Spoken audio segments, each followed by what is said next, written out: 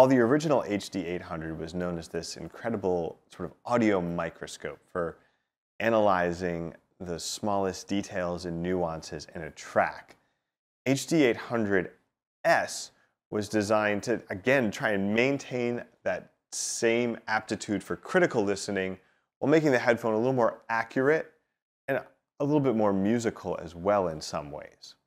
So, 6 years after its release, is HD800S still one of the best out there? Let's take a closer look.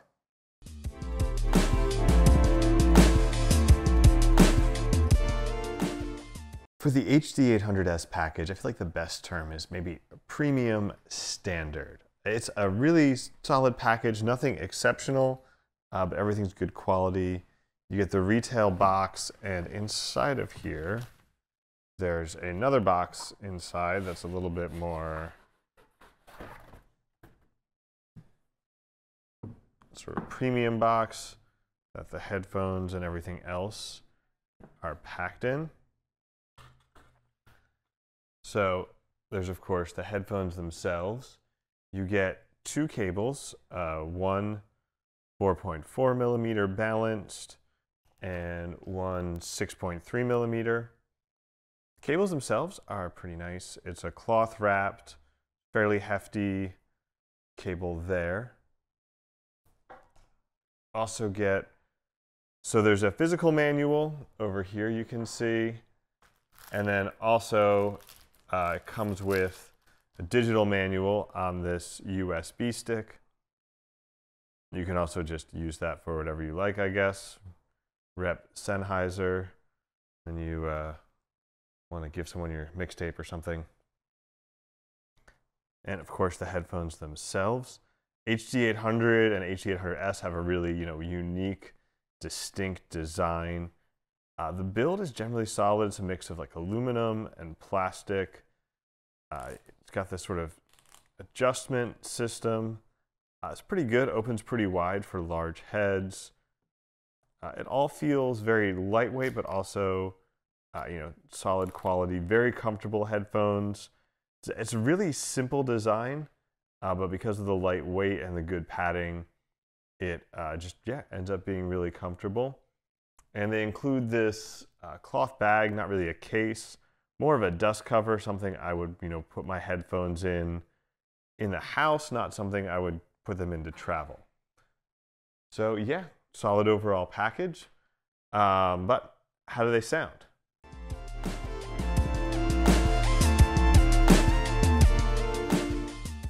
While HD800 had a more distinctly analytical sound, it had some peakiness in the treble that definitely could cause listener fatigue, and the bass was fairly severely rolled off.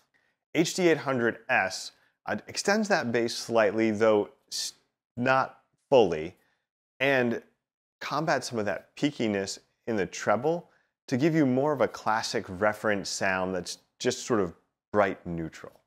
Again, the bass is still somewhat rolled off, with good extension down to 50 or 60 hertz probably, that rolls off into the sub bass with a recession there. But it's very tight, clean bass. You can get some impact, but don't expect the sort of, broad, deep slam of a lot of newer planar magnetic headphones. To move up into the mid-range, that area is largely neutral, but as you get to the upper mids, there's some elevation to add that clarity, and you do get a great sense of layering and clarity in the mid-range. The treble, again, is slightly elevated there, not as elevated as the HD800 original, and you get great air and definition at the top. And overall, your timbre ends up being a sort of neutral to bright timbre. It is a natural sound with just a touch of brightness to it. HD800S is highly resolving with a great sense of those micro details and micro dynamics. Really does just about keep up with the original there. Again, the sound is revealing, but the big piece of the improvement here is it's not unforgiving.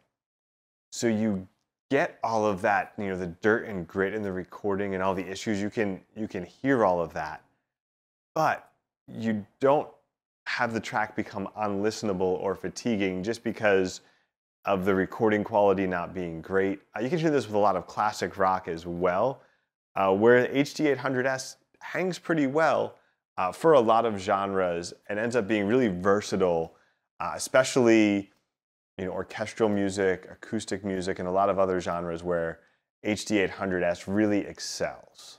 The overall stereo image in the HD800S remains one of the best in the game. There's great width to the soundstage and a good sense of three-dimensionality there, along with this very holographic imaging. And along with that, there is a sense of overall cohesion in the imaging. And that's really part of what sets it apart, where there are definitely some sets out there with a bigger stage or maybe with a little bit more vivid imaging.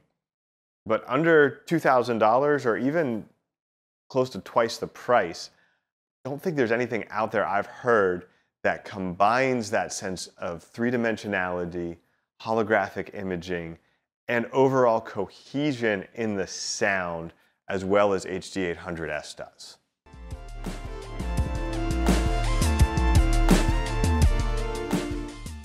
Well, there are a number of differences between the HIFIMAN Arya and the HD800S, like the driver types and a lot of aspects of the construction. They often end up in the same conversation because they have some core characteristics that are pretty similar. Notably being a sort of neutral to bright headphone with a little bit of treble emphasis. And also the fact that they're both known for having very wide soundstage and engaging imaging under $2,000. And now for my listening comparison, I had the V3 Arya Stealth. So there may actually be some stronger similarities between the V2 Arya, which was a little brighter and by some accounts did have a little more width to the soundstage. In terms of differences, other than the difference in drivers, first thing I really noticed was how Arya's bass extension, goes deeper, is more linear than the HD800S. So in a lot of cases, you're going to get a bigger sense of slam and bass delivery there.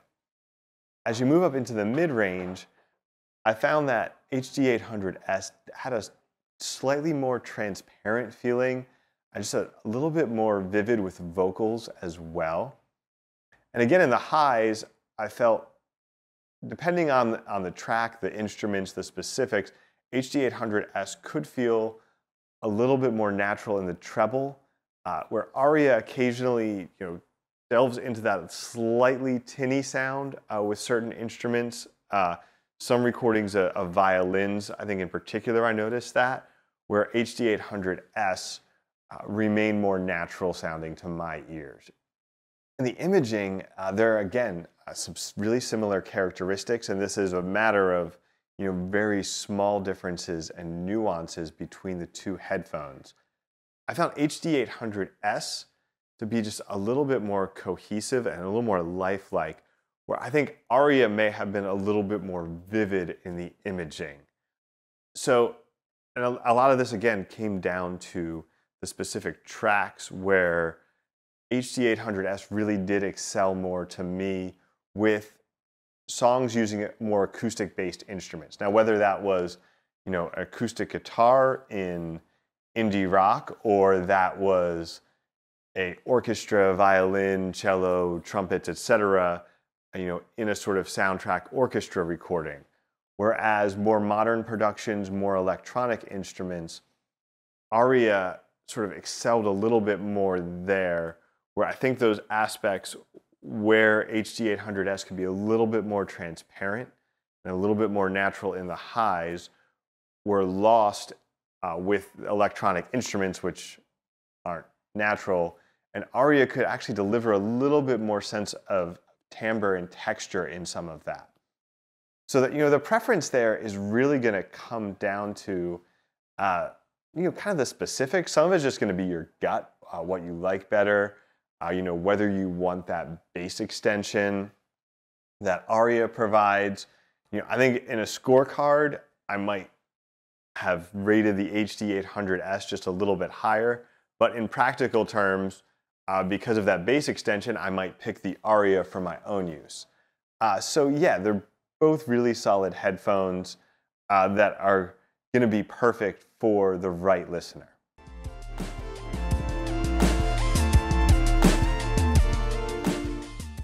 Here's the thing about great sound. Whether you make new driver technology, new tuning methods, or anything else, if a headphone really sounded great in 2016, it's still going to sound great in 2022. And HD800S doesn't just continue to sound great, it remains competitive from a technical standpoint and in its price tier. So while I can't wait to see what Sennheiser is going to cook up for an HD900 or HD1000, the HD800S really remains a timeless classic. Thanks for watching. You can check out HD800S and Sennheiser's full lineup, which we recently added, at bloomaudio.com. Be sure to like and subscribe, and we'll be back soon with more hi-fi personal audio content.